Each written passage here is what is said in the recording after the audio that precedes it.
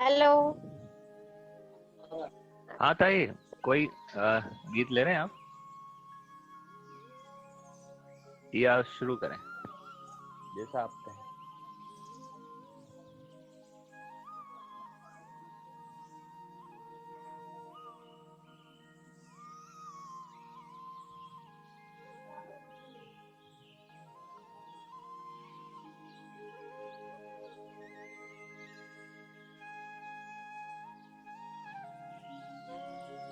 क्या हुआ?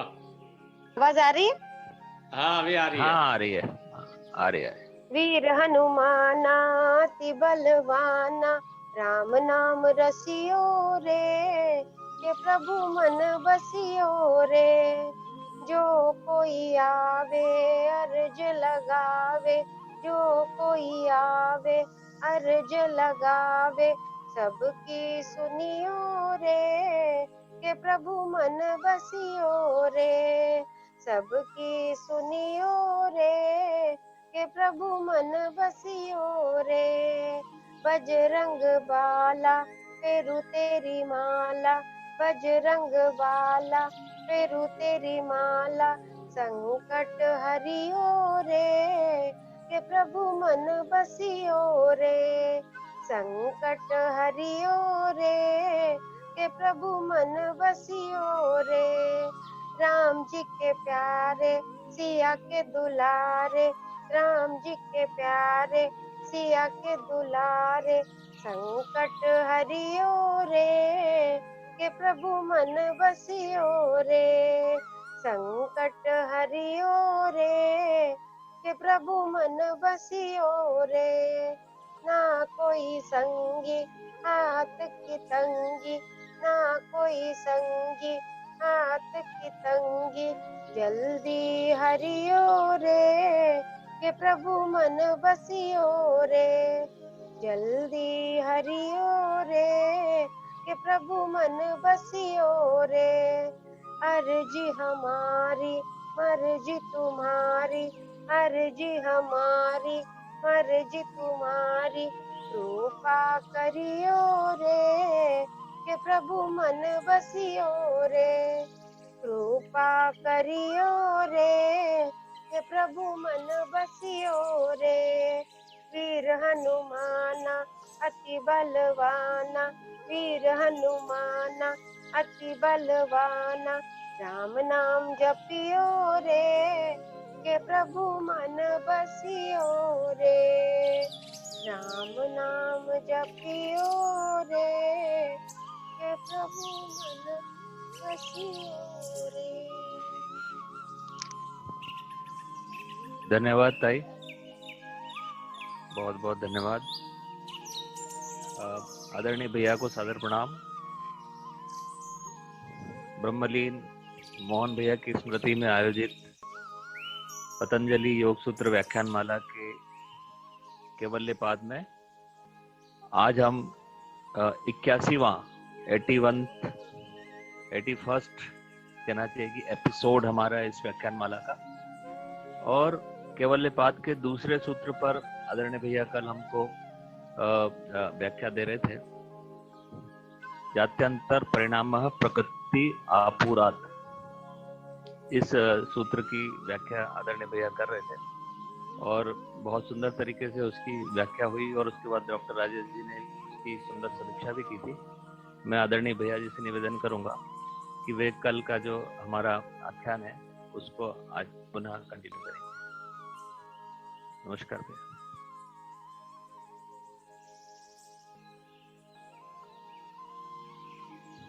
अनम्यूट कर लीजिए भैया। हाँ, कर लेंगे। ब्रह्मनाद एवं प्रार्थना से प्रारंभ करते हैं।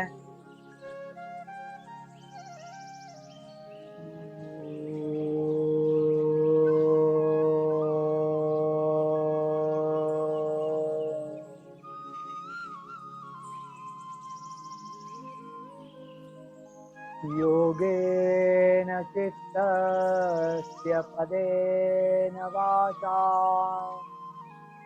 मलं शरीरस्य च वैद्यकेन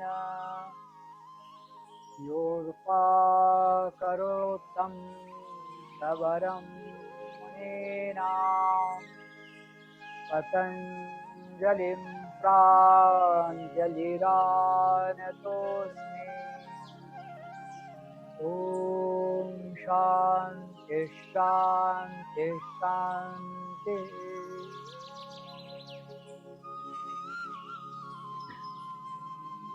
आत्मीय स्वयं, जैसा कि अभी अजीत भैया ने बताया, पातंजलि योग दर्शन के चतुर्थ पाद अर्थात कैवल्य पाद का यह दूसरा सूत्र ही गत 3 दिनों से चल रहा है और दूसरे सूत्र का आधा भाग रह गया था, उसको आज थोड़ा आगे बढ़ाते हैं। इस सूत्र में विशेष रूप से 2 शब्द आए हुए, जात्यंतर परिणामः और प्रकृत्यापुरात्। तो आज हम प्रकृत्यापुरात् इस संबंध में थोड़ी जानकारी चर्चा के माध्यम से देखने का प्रयास करते हैं। एक ही जन्म में जात्यंतर, एक ही जन्म में एक जाति से दूसरे जाति में परिवर्तित होना, रूपांतरित होना या बदलाव होना, उसे जात्यंतर ऐसा कहा गया है। इसी सूत्र में जात्यंतर परिणाम कैसा घटित होता है, अर्थात एक जाति जाकर प्राणी को बिल्कुल भिन्न ऐसी जाति कैसे प्राप्त होती है। यहाँ जाति से मतलब है यूँ कहो तो योनि, या फिर एक ही मनुष्य जाति है लेकिन उसमें भी अंतर हो गए, इस प्रकार का। तो यह जात्यंतर जो है, यह परिणाम 2 प्रकारों से घटित होता है, ऐसा बताया गया है। एक पहले ही बताया है कि अगले जन्म में जब जाते हैं तो अलग ही जाति में जन्म होना। मतलब मान लो पिछले जन्म में तितली थी, तो अगले जन्म में जरूरी नहीं कि तितली हो, तितली से कोई कीट, कोई पतंग, या फिर योनि बदल कर जलचर भी हो सकता है, या फिर वह किसी और रूप में वह जन्म ले सकते हैं। तो यह जात्यंतर प्रकार हुआ, अन्य जाति में जन्म हुआ। तो ऐसा ही एक ही जन्म में अन्य जाति प्राप्त होना, ऐसा भी एक प्रकार है। 2 प्रकार हुए, एक जन्म दूसरी जाति में लेना, तो वह भी जात्यंतर हुआ, अथवा उसी जन्म में, उसी एक जन्म में दूसरी जाति प्राप्त होना, ऐसा दूसरा प्रकार। तो उसमें से पहला प्रकार तो यह सामान्य सा लगता है, सर्वसाधारण है, लेकिन दूसरा प्रकार थोड़ा विलक्षण लगता है, चमत्कारिक लगता है। थोड़ा सा कल इसके बारे में अपन ने देखा था, लेकिन फिर इस विषय को जरा खोलते हैं। आज हम उस पर जा रहे हैं ना, प्रकृत्यापुरात्, वह देखते हैं। उसके लिए थोड़ी सी भूमिका चाहिए। तो पहले प्रकार के और 2 उपभेद है, और 2 प्रकार होते हैं। एक जो मनुष्यतर योनि है, उन जीवों की एक जाति जाकर दूसरी जाति प्राप्त होना है ना। यानी उदाहरण के लिए मान लो पूर्व जन्म में वह जलचर थे, अगले जन्म में वह स्थलचर प्राणी, वह जाति उनको प्राप्त हुई। यह एक प्रकार हुआ, मतलब एक जाति से दूसरी जाति में गए।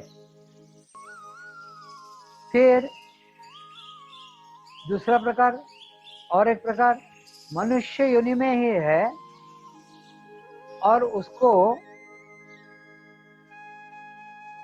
मान लो ब्राह्मण जाति में है, मतलब उसमें से एक विशिष्ट प्रकार का देह उसको प्राप्त हुआ है, और अगले जन्म में वह क्षत्रिय आदि अन्य जाति उसको मिलती है, अथवा मनुष्य छोड़कर, मनुष्य जाति छोड़कर, योनि छोड़कर दूसरी, मतलब जैसे श्वान है, घोड़ा, गाय आदि है, ऐसा भी हो सकता है। तो इस प्रकार यह विलक्षण जो परिवर्तन है वह कैसे होते हैं, यह थोड़ा देखने का प्रयास करते हैं। मनुष्यतर योनि एक जाति का देह से अन्य जातीय देह जैसा विसदृश देह रूप से परिणामांतर कैसे होता है, यह देखते हैं। पीछे पाद 2 में सूत्र 18, इसमें दृश्यजात, दृष्टा जो पुरुष, उसके भोगापवर्गार्थ यह जो दृश्य है यह होता है, ऐसा बताया गया है। तो ये जो दृश्यजात जो कुछ भी है, यह जो दृष्टा है, जो पुरुष है, उसके भोगापवर्गार्थ, उसके भोग के लिए भी और अपवर्ग के लिए भी ये सारे दृश्य है, ऐसा बताया गया था और ये अपन विस्तार से देख चुके हैं। इस भोगापवर्गार्थता के कारण मनुष्येतर योनि के जीवों का विकास निसर्ग नियम के अनुसार अपने आप घटित होता है। तो यह जो भोग और अपवर्ग, इसमें मनुष्य छोड़कर अन्य योनियों के जो जीव है उनका निसर्ग नियम के अनुसार अपने आप विकास घटित होता है। स्वतः ही यह विकास होता है, इसका अर्थ इतना ही है कि उस विकास में उस जीव के विशेष इच्छा का कोई संबंध नहीं है, उसकी इच्छा का कोई संबंध नहीं। वह योनि केवल भोग योनि है और उस कारण जीवों के अंदर इच्छा स्वातंत्र्य वहां पर नहीं रहता है और उस कारण उनके चित्त का विकास निसर्ग के अनुसार ही, प्रकृति के अनुसार ही होता है। उनके अपने चेतना के कारण, उनके अपने चित्त के कारण वह विकास नहीं होता है। तो निसर्ग के जो नियम है उसके अनुसार उनका विकास होता है। उदाहरण के लिए, जैसे नीचे के क्लास में कोई बच्चा पढ़ रहा है, वार्षिक परीक्षा होती है और परीक्षा होने के बाद उसके गुणांक देखकर, उसकी प्रगति देखकर उसके जो शिक्षक है या जो प्रिंसिपल है या संचालक है स्कूल के, उसको अगले वर्ग में भेज देते हैं। तो उसका व्यवहार, उसकी पढ़ाई, यह सब देखकर उसके अगली क्लास में भेजना होता है। तो यह निसर्ग नियम है। तो ऊपर के वर्ग में जाना यह निसर्ग नियम है। ठीक ऐसा ही जीव का चित्त का विकास एक जाति के देह में रहकर जितना होना चाहिए उतना यदि हो गया तो प्रकृति की पहली व्यक्त अवस्था जो रहती है, अर्थात जो महतत्व, उसके साथ जो समरसता जिनकी रहती है, ऐसे विदेहावस्था में जो योगी होते हैं उनके द्वारा उस जीव को अन्य जातीय देह की जो देह उनको आगे के विकास में सहायक होंगे, ऐसा देह दिलाने का वो काम करते हैं। जो विशेष योगी होते हैं, विशेष आत्माएं होती है, जो विदेहावस्था में हैं और जो महतत्व, यह जो पांचों महतत्व है, पृथ्वी, आप, तेज, वायु, आकाश आदि, इनके साथ जिनकी समरसता रहती है, ऐसे विदेहावस्था के जो योगी है वह उन जीवों को जो आगे बढ़ने के लिए योग्य हो गए, उनका विकास हो गया है उनके चित्त का, उनको ऐसा देह दिलाते हैं कि जिस देह में वे जाएंगे तो उनका आगे का विकास हो सकेगा। ऐसा देह उन्हें वे प्राप्त करा देते हैं। इस प्रकार उन जीवों को भोग से अपवर्ग की तरफ ले जाने का और उनके चित्त विकास के अनुरूप योग्य वैसे इंद्रिय और वैसे अवयवों से युक्त ऐसा देह उनको दिलाने का यह जो प्रकृति स्वभाव है, इसी प्रकृति स्वभाव को प्रकृत्यारूप ऐसा कहा गया है, प्रकृत्यापूर्व ऐसा कहा है। मतलब जिस देह में जिस चित्त का जितना विकास हुआ, अब इस चित्त का आगे और विकास होना चाहिए और वह विकास होने के लिए उस प्रकार का शरीर होना चाहिए और उस प्रकार के इंद्रिय और अवयव होने चाहिए। यह देने का कार्य प्रकृति खुद उसके लिए करती है। उसकी यह जो स्थिति है, उसकी यह जो व्यवस्था है और भोग से अपवर्ग की तरफ ले जाने की चित्त विकास के अनुरूप योग्य उन इंद्रियों को और अवयवों से युक्त देह देने की यह जो प्रकृति का स्वभाव है, इस स्वभाव को इस सूत्र में प्रकृत्यापूर्व ऐसा कहा गया। अपन आपूरित ये शब्द देखते हैं ना, आपूरित करना मतलब भरना, कोई चीज देना, भरपूर कर देना, आपूरित किया। तो यह आपूर, तो प्रकृति आपूर, तो प्रकृत्यापूर्व ऐसा शब्द बनाया है। प्रकृति स्वतः होकर आपूरित कर देता है क्या?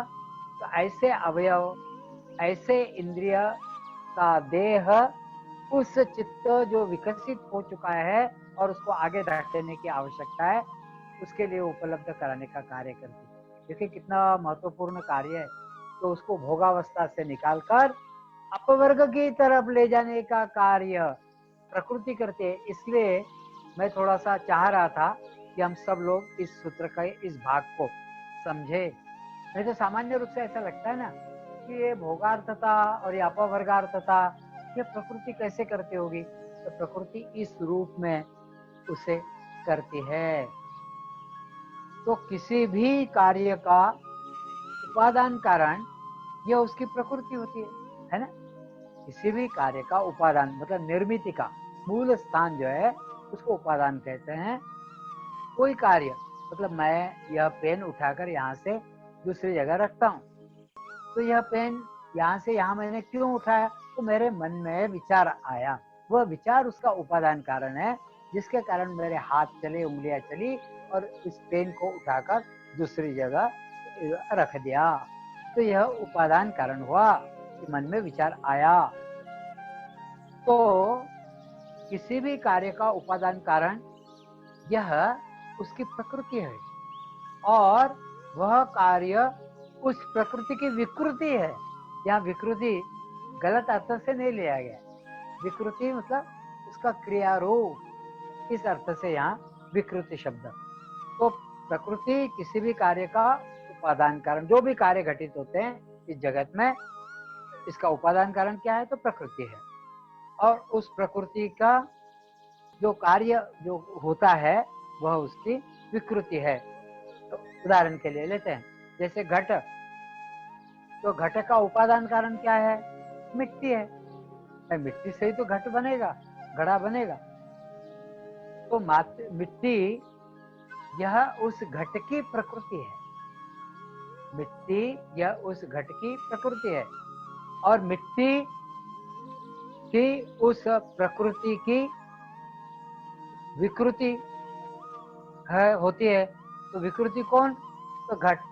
मतलब उस मिट्टी की जो प्रकृति है उसकी विकृति क्या है? तो घट है। और घट की प्रकृति क्या है? उपादान कारण क्या है? तो वह मिट्टी है। ऐसा एक दूसरे से यह जुड़ा हुआ है।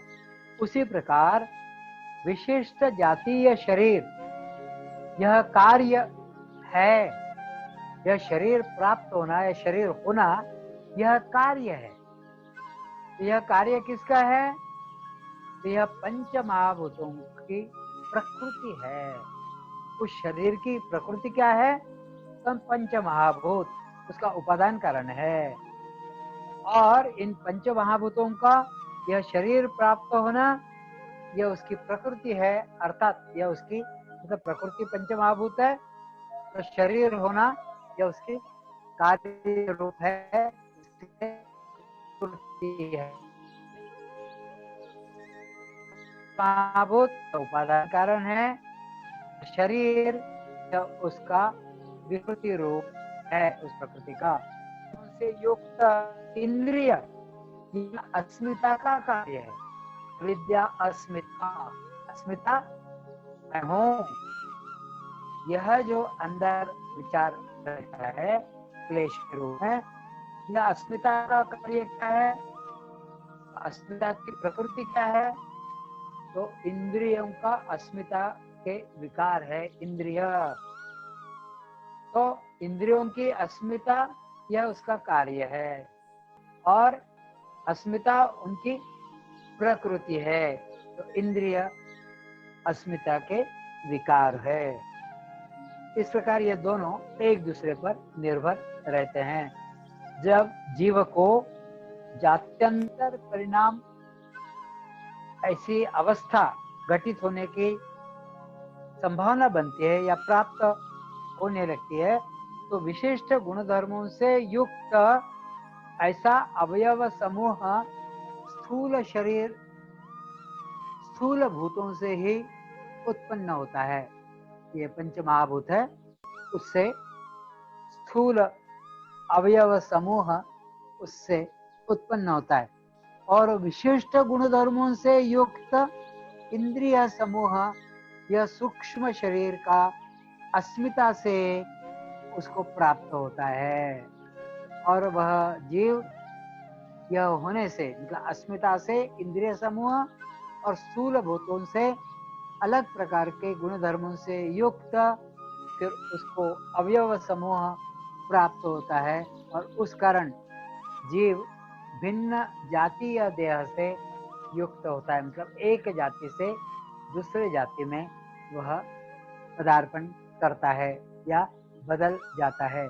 इस प्रकार से स्थूल भूतों में से स्थूल शरीर और अस्मिता से सूक्ष्म शरीर, इनका लाभ जीवों को होना चाहिए।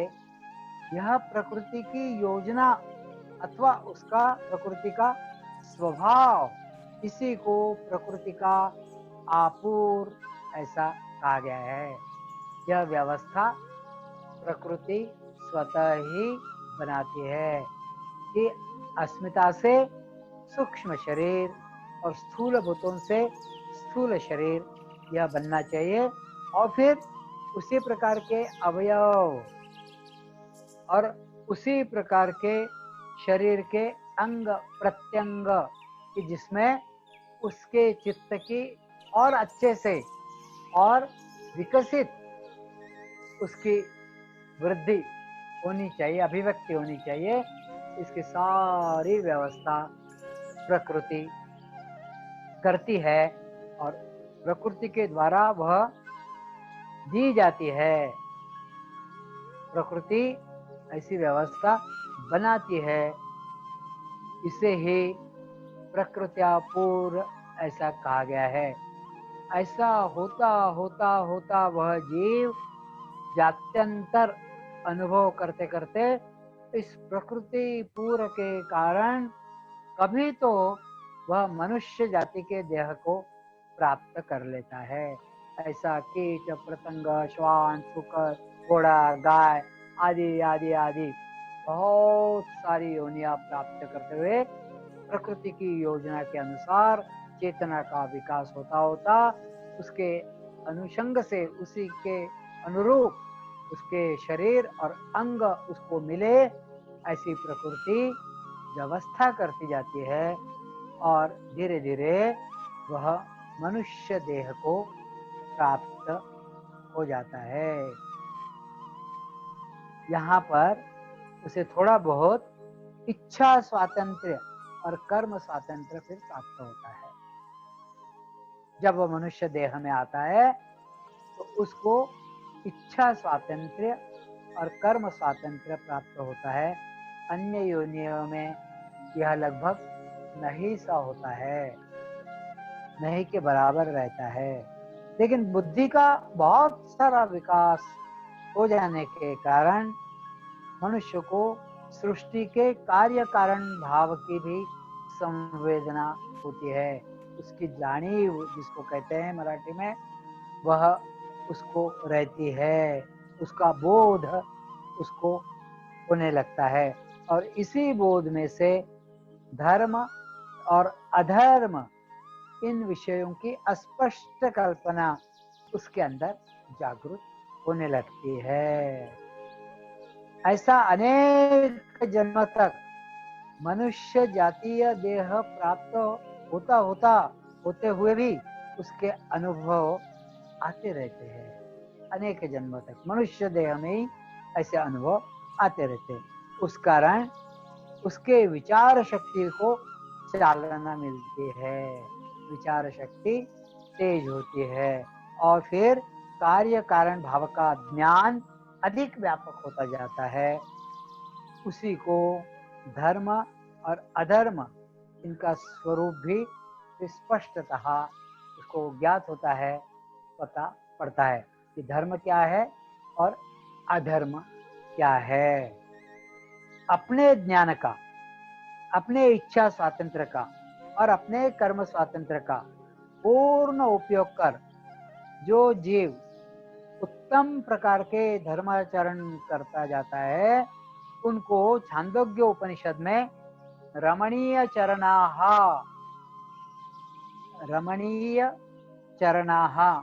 यानी शुभ आचरण करने वाले ऐसा कहा गया है। और जो वैसा उपयोग करते नहीं है, अर्थात शुभ आचरण नहीं करते हैं, अपने इंद्रियों का, चित्त का, अवयवों का वैसा उपयोग नहीं करते हैं और अधर्माचरण करते हैं, अथवा अपने ज्ञान का और इच्छा स्वातंत्र का और कर्म स्वातंत्र का पूर्ण उपयोग नहीं करते हैं और अधर्माचरण करते हैं, उनको कपूय चरणाः यानी अशुभ आचरण करने वाले ऐसा कहा गया है छांदोग्य उपनिषद में। तो रमणीय चरणाः शुभ आचरण करने वाले और अधर्माचरण करने वाले कपूय चरणाः अशुभ आचरण करने वाले ऐसा कहा गया है।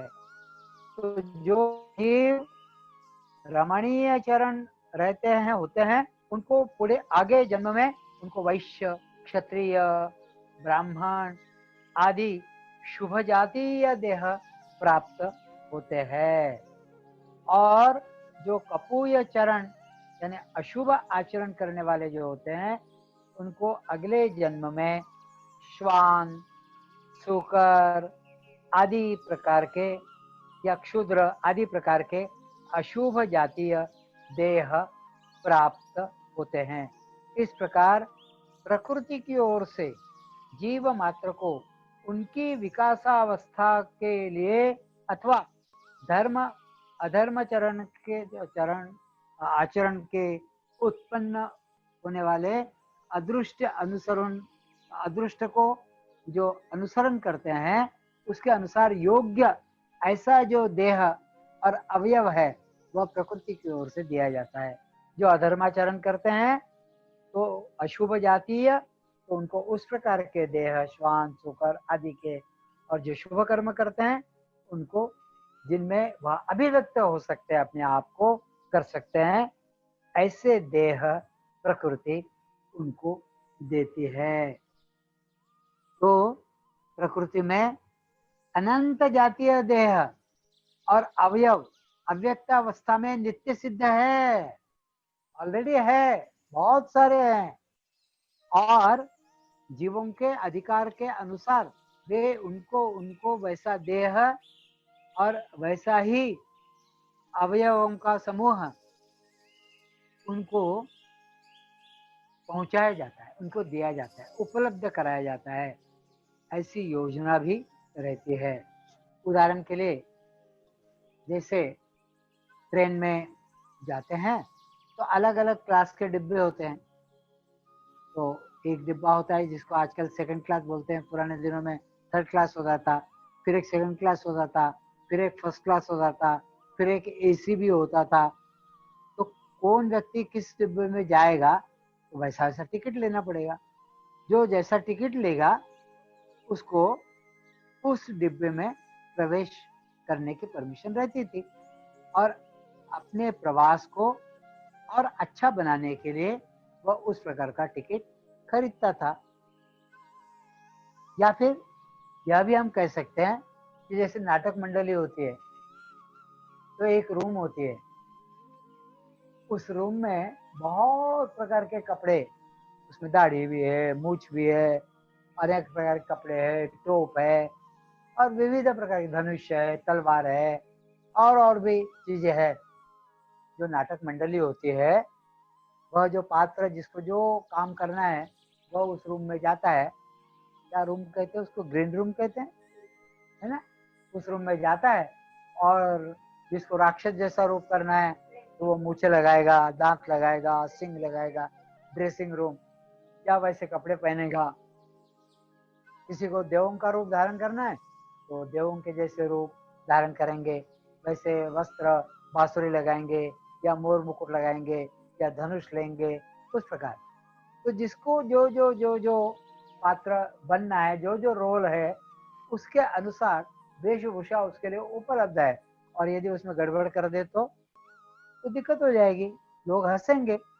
तो विविध प्रकार की सामग्री वहां पर सिद्ध तैयार है ड्रेसिंग रूम में, ग्रीन रूम में। अब जिस नट की जो भूमिका है, जिस एक्टर की जो भूमिका है, वह उत्कृष्ट तरीके से निभाने के लिए वह पात्र सज धज कर उस वेशभूषा में फिर वह रंगभूमि पर आता है, स्टेज पर आता है, और अपना अपना रोल करता है। यही उदाहरण बताया गया है। जैसे किसी शहर में किसी को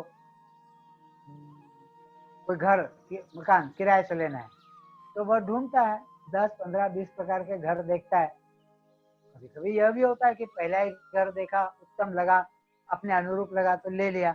अन्यथा 2, 4, 5, 6 मकान वह देखता है, और अपनी जेब को वह ठीक होगा कि नहीं, अपन इतना किराया दे पाएंगे कि नहीं, इसका भी विचार वो करता है। तब वह घर, हाँ मुझे ये घर चाहिए किराए से, ऐसा फिर वह घर ढूंढता है और लेता है। उसका रेंट, किराया देने की पात्रता है कि नहीं। इसी प्रकार हम सबको ऐसा घर, ऐसी वेशभूषा, ऐसा रेलवे का टिकट, यह जात्यंतर परिणाम का प्रकार के रूप में देखना चाहिए। तो कोई भी देह और तदनुकूल अवयव प्रकृति के आपूर्व के कारण ही जीव को मिल सकते हैं, अन्यथा नहीं मिल। यदि प्रकृति नहीं देगी तो प्राप्त नहीं हो सकते। तो तदनुकूल अवयव और जो देह चाहिए चित्त की अभिव्यक्ति के लिए, चेतना के उच्च स्तर के लिए, वह प्रकृति उसकी व्यवस्था करा देती है, और वह आपूरित कर देती है उस व्यक्ति को, उस जीवात्मा को। अर्थात मनुष्यतर योनियों के जीव भी उनकी उत्क्रांति जात्यंतर परिणाम के लिए भी निमित्त होती है, और प्रकृति पूर्व के कारण ही, प्रकृत्यापूर्व के कारण ही जात्यंतर परिणाम भी घटित होता है, अन्यथा वह नहीं हो सकता। तो प्रकृति का इसमें बहुत बड़ा रोल है, यह समझ में आ रहा है। इसका तात्पर्य क्या है? उस जीव को स्थलतर जाति से जलचर अथवा जलचर से स्थलचर, तो सर्वस्व भिन्न जातीय देह प्राप्त कराने का कार्य अथवा उत्क्रांति अवस्था में ले जाने का कार्य प्रकृति की ओर से ही किया जाता है। प्रकृति ही इसको देती है, आपूरित करती है।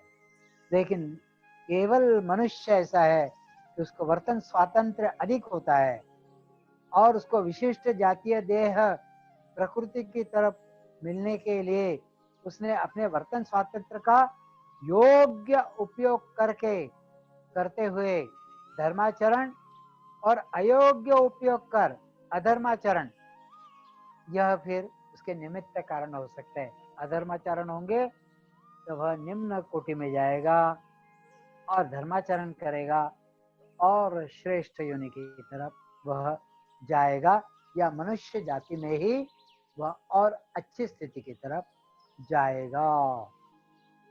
इसी अभिप्राय से यह कहा गया है, इह रमणीय चरणाः रमणीयां योनिमापद्येरन् ब्राह्मण योनिम वा क्षत्रिय योनिम वा वैश्य योनिम वा। मतलब वह व्यक्ति कितना धर्माचरण करता है, रमणीय चरण है, उससे उसको कौन सी योनि मिलनी है, ब्राह्मण योनि, क्षत्रिय योनि या वैश्य योनि। यह कपूय चरणाः, कपूय चरण का मतलब है अशुभ कार्य करने वाले अथवा अधर्माचरण करने वाले, उनको कौन सी योनि, योनिमापद्येरन् श्वयोनि मतलब श्वान, सुकर योनि वा चांडाल योनिम वा, ऐसा छांदोग्य उपनिषद में कहा है। इसका तात्पर्य क्या है, तो उस जीव का जो धर्माचरण है उसके अनुसार उसको शुभ जातीय देह जन्मांतर समय में प्राप्त होता है, और अधर्माचरण करने से उसको अशुभ देह जब वह जन्मांतर होता है तब प्राप्त होता है। अशुभ देह क्या, लेकिन उत्कट पापाचरण जो व्यक्ति करता है उसको स्थाणुभाव भी प्राप्त हो सकता है। और ऐसा स्थाणुमन्येनु संयन्ति यथा कर्म यथा श्रुतम, यह कथा की श्रुति में ऐसा बताया गया है। और ये हम देखते हैं कि अहिल्या की स्थिति, यह स्थाणु की स्थिति थी, जड़वत वह हो गई थी। अब एक ही जन्म में नंदिकेश्वर को मनुष्य भाव उसका जाकर देवता भाव प्राप्त हुआ था। जो वाल्मीकि पूर्व जन्म में, पूर्व समय में जैसा था, जन्म के पूर्व काल में, वैसा वह नहीं रहा, पर आगे चलकर वाल्मीकि ऋषि वह बने। विश्वामित्र क्षत्रिय जातीय देह प्राप्त होने के बावजूद उन्होंने तपस्या साधन किया और वह ब्राह्मण जातीय देह उनको प्राप्त हुआ। अहिल्या को उसका मनुष्य भाव जाकर स्थाणु भाव, यानी वह पत्थर जैसी बन गई। पत्थर जैसी का मतलब मानसिक स्थिति वैसी हो गई, वह प्राप्त हुई। यह सब जात्यंतर परिणाम को समझने के लिए यह सारे उदाहरण है। एक ही जाति में, एक ही देह में होते हुए भी जाति का रूपांतरण हो सकता है। अत्युत्कट पुण्य अथवा अत्युत्कट पाप, इनके जो फल है वह इसी जन्म में मिल सकते हैं। इसलिए नंदिकेश्वर, वाल्मीकि ऋषि, विश्वामित्र मुनि, इनके उग्र तपश्चर्या रूप धर्मचारण के कारण एक ही जन्म में उनको प्रकृति की ओर से उत्कृष्ट जातीय देह उनको दिया गया है ना। और अहिल्या को व्यभिचार व पतिवंचना, इन अधर्माचरण के कारण, तन्मूलक गौतम मुनि के शाप के कारण स्थाणुभाव उसको प्राप्त हुआ। तो जन्म तो एक ही है, उसी जन्म में जात्यंतर हुआ। ऐसी आकस्मिक घटनाएं जात्यंतर परिणाम का जो ऊपर निर्देश दिया है, उसमें जो निकटवर्ती धर्म, लक्षण और अवस्था परिणाम जो है, उनके धीरे धीरे क्रमशः न होते हुए उत्कट धर्माचरण अथवा उत्कट अधर्माचरण, मतलब बहुत ज्यादा उत्कटता के साथ चाहे धर्माचरण चाहे अधर्माचरण, इन निमित्त के कारण प्रकृति की ओर उसका दूरवर्ती जो लक्षण परिणाम है वह निर्मित किया जाता है और उनको विसदृश लगने वाला यह जात्यंतर परिणाम वहाँ घटित होता है। मतलब वह स्टेप बाय स्टेप नहीं जाते, एकदम खटाक से यह सब। वह वाल्मीकि को लगा यह कार्य ठीक नहीं है, और मरा मरा मरा मरा मरा बोलते बोलते राम राम बोलने लगा और वह ऋषि रूप हो गया। और वह शाप देते ही अहिल्या पत्थर जैसी हो गई, या प्रभु रामचंद्र ने छूते ही पुनः वह मानवीय रूप में आ गई। तो इस प्रकार यह हो सकता है। तो मनुष्यतर योनि में जैसा विलक्षण जात्यंतर परिणाम दिखाई देता है, ऐसा ही जात्यंतर परिणाम मनुष्य के अन्य जो योनियां हैं उनमें भी दिखाई पड़ता है।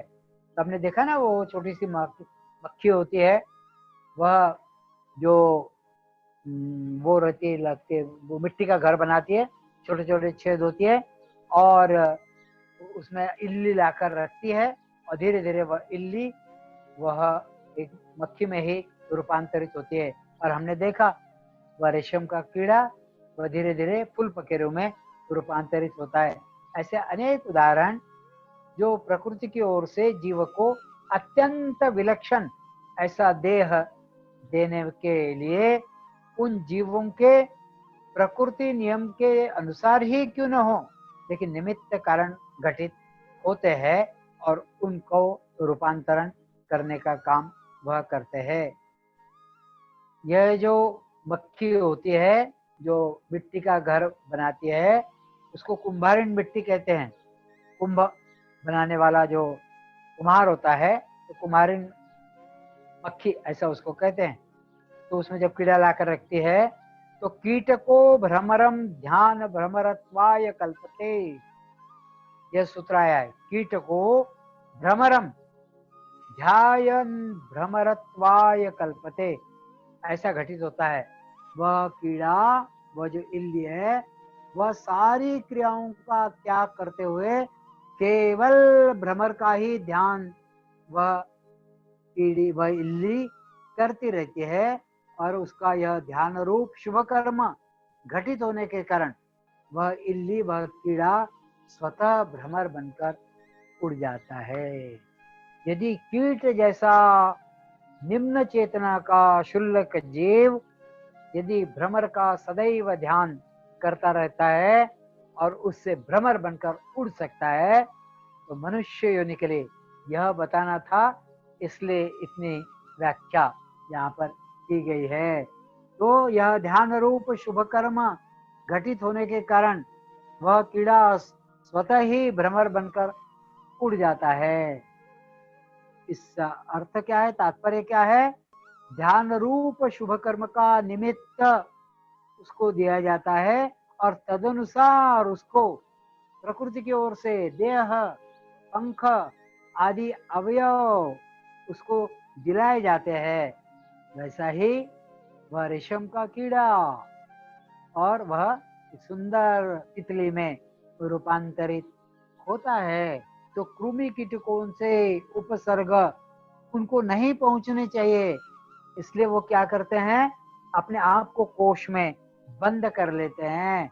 वह रेशम का कीड़ा अपने धागे से बुन लेता है, और वह जो बहुत जिसके बाल होते हैं जो लगते हैं अपने शरीर में और वो खुजली सी होती है, वह कीड़ा भी अपने ऊपर कोश बनाता है और कुछ दिन कुछ समय उसके अंदर वह वैसा ही बना रहता है, अपने आप को छुपा लेता है, और उस स्थिति में खाना पीना सारी प्रकार की हलचल कितने दिन वह बिल्कुल बंद रखता है, और वह जीव जैसे समाधि लगाकर बैठा हुआ है, और उसका जो व्यष्ट अहंकार है, मैं हूं वाला जो अहंकार है, वह अहंकार मूलक सारे व्यापार उसके पूर्णता बंद होकर वह समष्टि प्रकृति के स्वाधीन वह जीव हो जाते हैं। जीव प्रकृति जीवित रखेगी तो हम रहेंगे, इस प्रकार वह समष्टि प्रकृति के स्वाधीन वह जीव अपने आप को कर देते हैं,